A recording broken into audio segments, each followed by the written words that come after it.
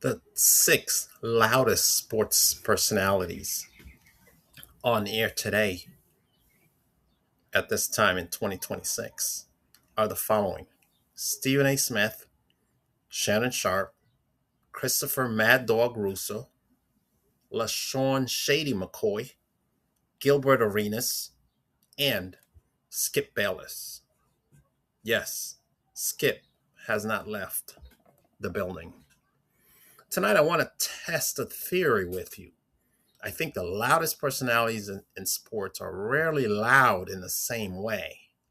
Some personalities sound loud because they are passionate, some because they are emotional, others because they are theatrical, but yet still some because they are trying to dominate the room itself. And some personalities create so much psychological pressure that they feel loud even when their voices barely rise at all. So, again, we're going to examine the top six: Stephen A. Smith, Shannon Sharpe, Christopher Mad Dog Russo, LaShawn Shady McCoy, Gilbert Agent Zero Arenas, and Skip Bayless. But what fascinates me is this: their loudness feels completely different emotionally, and almost like six different weather systems moving through sports media. Let's start with Stephen A. Stephen A talks like a man trying to prevent basketball civilization from collapsing in real time. Everything feels urgent. His voice rises like courtroom thunder. His hands slash through the air like he's cross examining a witness during the final 5 minutes of a murder trial. And the fascinating part is that Stephen A's loudness does not feel accidental, it feels moral, like somebody appointed himself guardian of sports greatness. When he becomes emotional, you can almost hear the frustration of somebody who believes standards are slipping in front of his eyes. Stephen A is not merely loud. He is sermon loud, sports preacher loud, New York courtroom loud. Now let's talk about Shannon Sharpe. Shannon is completely different. Shannon talks like someone hosting a barbecue that unexpectedly turned into a family argument. Nobody can leave. His laughter explodes out of nowhere. His chair slides backward. His body bends sideways. Sometimes Shannon laughs so hard, it feels like the studio itself tilted slightly off balance. And his stories do not arrive calmly. They stampede into the room.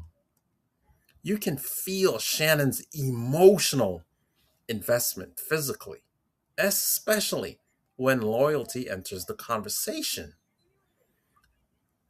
and especially when respect becomes part of the part of the discussion, I should say. Shannon's loudness feels alive, like emotional electricity bounding around the studio walls. This is not courtroom loudness. That is Southern barbershop loudness. As we all know, Shannon is from the South. Then there's Christopher Mad Dog Russo. Chris Russo talks like silence personally insulted his family years ago. Every sentence sounds like it is racing another sentence toward the finish line. His thoughts overlap. His words tumble downhill. Sometimes listening to Russo feels like standing beside a runway shopping cart going downhill through Times Square traffic. And somehow he never fully loses control. That is the amazing part. The chaos becomes the performance itself. Chris does not sound relaxed for a single second. He sounds like a man trying to finish 6 arguments before the elevator doors close forever. That is sports radio panic loudness. Old school New York loudness. Now let's turn to LaShawn Shady McCoy. Shady brings a completely different energy. Shady's loudness feels personal. It feels immediate. It feels emotional. When Shady disagrees with something, his reactions arrive so quickly that it almost feels like his emotions beat his thoughts to the microphone.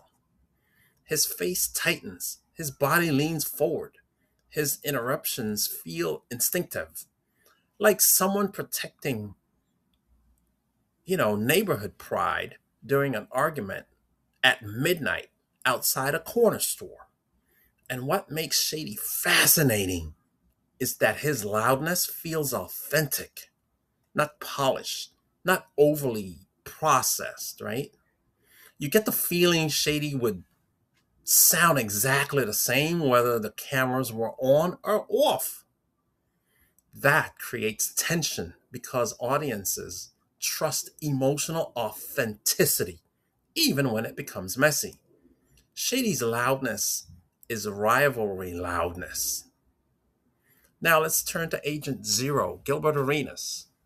Gilbert may be the most dangerous loudness of this list because Gilbert talks with the comfort level of someone who genuinely does not fear consequences. That changes the emotional atmosphere immediately. The audience starts leaning forward because every sentence feels slightly unstable, like the conversation itself could suddenly drive off the highway at 95 miles per hour. Gilbert's confidence creates conversational danger, and dangerous personalities attract attention automatically. Because audiences subconsciously think he might actually say it. Gilbert's loudness feels like yelling. Gilbert's loudness feels less like yelling, I should say, and more like intellectual fireworks being launched inside a crowded room. That is chaos loudness, podcast danger loudness. And now let's turn to Skip Bayless. Skip may actually be the quietest loud person in sports history because Skip often creates emotional pressure without raising his voice very much at all. That's what makes him fascinating.